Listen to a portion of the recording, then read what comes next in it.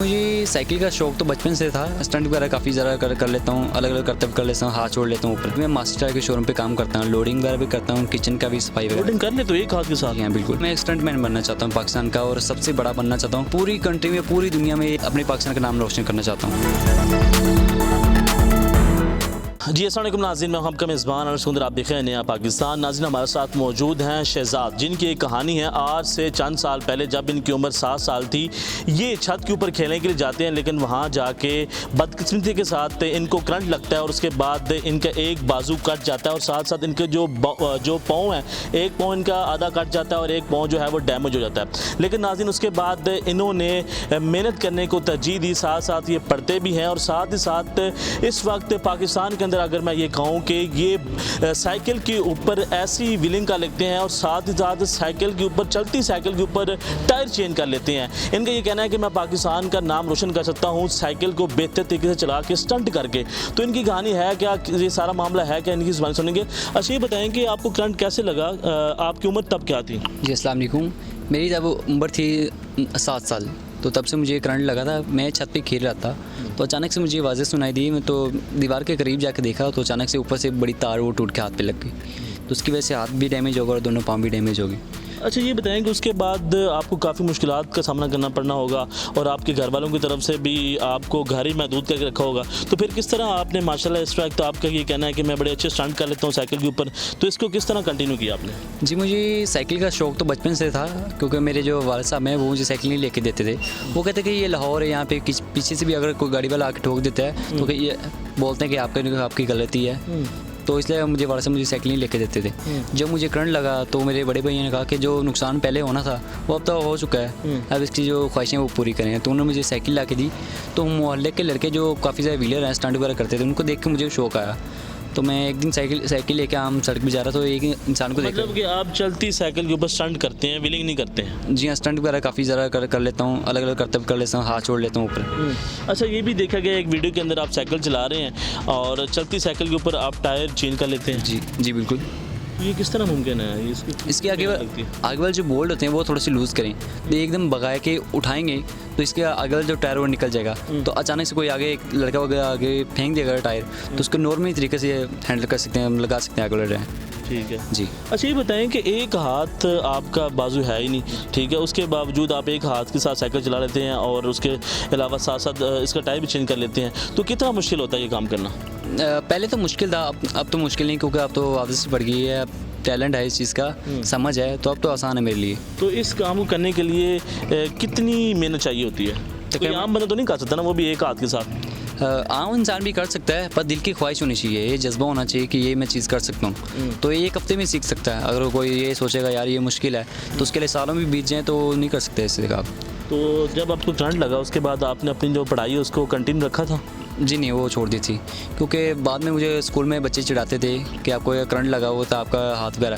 तो उसके बाद मैंने यह सोचा कि पढ़ाई वगैरह छोड़ के कोई मेहनत करता हूँ, क्योंकि आगे जाके मुझे बड़े भाइयों के या किसी रिश्तेदारों के आगे हाथ न फैलाने पड़े कि भाई मुझे पैसे दो, मैं अपना कारोबार करना चाहता हूँ। उसके बाद मैंने मेहनत करनी शुरू की और अल्लाह का शुक्र है अब अच्छी जॉब मुझे मिली हुई है। आप कौन सी जॉब करते हैं इस वक्त? जी मैं मास्टर के शोरूम पे काम करता हूँ, लोडिंग वगैरह भी करता हूँ, किचन का भी सफाई वगैरह। लोडिंग कर ले तो एक हाथ के साथ? जी हाँ बिल्कुल। पहले मुश्किल होती थी, मतलब डिब्बे वगैरह उठाने में, अब तो 3 साल हो चुके हैं मैं काम कर रहा हूँ, तो अल्लाह का शुक्र है बेहतरीन। हर वजनी काम, कोई भी वजनी काम मैं सुकून से कर सकता हूँ। मतलब कोई डिसेबल इंसान है ना, वो नॉर्मल से ये ना सोचे यार मैं डिसेबल हो गया तो मैं कुछ भी नहीं कर सकता। अच्छा कुछ लोग ऐसे होते हैं जिनको थोड़ी सी कोई तकलीफ होती है तो वो बाहर जाके भीख मांगते हैं, लेकिन आपने तो ऐसा कोई काम ही नहीं किया। मेरे शोरूम पे काफ़ी से लड़के और लड़कियां जो डिसेबल भी हैं, कोई नॉर्मल भी हैं, और अपने कपड़ों में अपने हैंड वगैरह छुपा के आते हैं कि दुनिया वो दिखाना चाहते हैं कि मैं डिसेबल हूँ, पर ये बात गलत है। क्योंकि अल्लाह का शुक्र है, आपका अल्लाह की नेमत है आपके पास, आप मेहनत करो, खुशी से जियो। जो कि आप मेहनत की जो कमाई होती ना, उससे घर का खर्चा वगैरह चलाना और ख़ुद का पेट पालना कि बहुत ज़्यादा मज़ेदार होता है। खुद की मेहनत के जो पैसे से आप खाना खाएंगे ना, उसमें अल्लाह की बरकत होती है, अल्लाह की रहमत होती है। और जैसे किसी आगे हाथ फैलाओगे यार मुझे कुछ पैसे दे दो, मैंने खाना खाना है, तो उसमें बरकत नहीं होती। अल्लाह पाक भी कहता है ये शर्मनाक काम है, आप मुझसे मांगो, आप इंसानों से क्यों मांग रहे हो?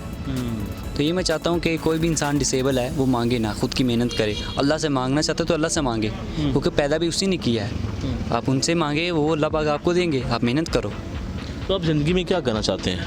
मैं एक स्टंट जी हाँ, मैं एक स्टंटमैन बनना चाहता हूँ पाकिस्तान का, और सबसे बड़ा बनना चाहता हूँ, क्योंकि पूरी कंट्री में, पूरी दुनिया में ये अपने पाकिस्तान का नाम रोशन करना चाहता हूँ। अच्छा, ये बताएं कि जब लोग बातें तो करते हैं, ताने मारते होंगे तो यार ये तो अब नॉर्मल है, इसका एक बाजू ही नहीं है, तो तब आपको क्या महसूस करते हैं?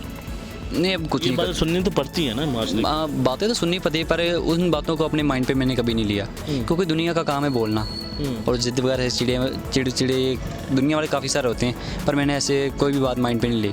अच्छा, कभी ऐसा हुआ है जब आप साइकिल चला रहे हो, आप एक हाथ से चलाते हैं और कोई स्टंट कर रहे हो, तो कभी आपका एक्सीडेंट हुआ? जी नहीं, आज तक नहीं हुआ, अभी तक नहीं हुआ, और अल्लाह की दुआ से, अल्लाह की रहमत से आइंदा कभी होगा भी नहीं। अच्छा, कुछ लोग हैं जो कि मेन रोड के ऊपर जहाँ ट्रैफिक होती है वहाँ पे वन व्हीलिंग करते हैं और फिर एक्सीडेंट हो जाता है, फिर वो काफ़ी ज़ख्मी हो जाते हैं और बाद में उनके घर वालों को काफ़ी मुश्किलात का सामना करना पड़ता है, तो ऐसी कोई कहानी है?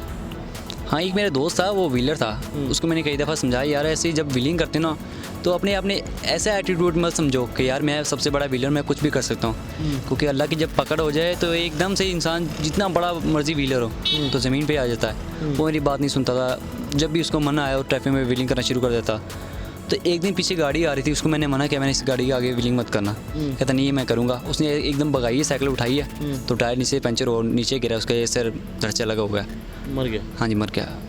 उसके बाद मुझे काफ़ी ज़्यादा एहसास हुआ यार व्हीलिंग करना गलत है, पर मेरा शौक़ है, पर मैंने आज तक। आप स्टंट करते हैं? जी हाँ, स्टंट वगैरह करता हूँ, मुझे शौक़ है स्टंट वगैरह करने का, पर आज तक व्हीलिंग वगैरह से शौक़ नहीं है। अच्छा, हर शोबे के अंदर मुकाबलाबाजी होती है, ठीक है, तो आपके साथ इस शोबे में कोई इसका शोबा भी है कि या बस कोई साइकिलिंग को देखने वाला, कोई टैलेंट वाला कोई चक्कर नहीं है यहाँ पे? ऐसे बहुत ज़्यादा, पर आज तक मैंने ऐसा नहीं सोचा कि मैं किसी के साथ मुकाबला करूँ, क्योंकि जो मुकाबले की बात होती है ना, इसमें बहुत सारा नुकसान होता है, तो ऐसा नहीं करना चाहिए, नॉर्मली चलाओ। और अच्छा, ये बताएं कि आप माशाल्लाह जॉब भी करते हैं, घर में पैसे भी देते होंगे, तो घर वाले कितना आपको सपोर्ट करते हैं कि माशाल्लाह एक बाजू ना होने के बावजूद आप इतनी मेहनत करते हैं?